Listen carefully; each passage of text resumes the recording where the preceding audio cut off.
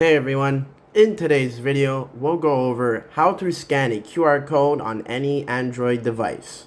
So, if this video helps you out, please consider to like and subscribe. Now, to get started, we'll show you two ways on how you can scan a QR code. The first method would be using your camera. So open up your camera and go over to any QR code you would like to scan. And what you would need to do is click on the settings button in the top left and then make sure you have scan QR codes set to on.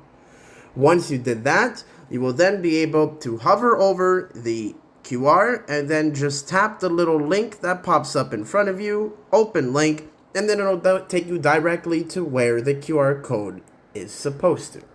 Now, if you have, for say, a QR code in your photos, what you can do is you can click it and then click the little T button in the bottom right.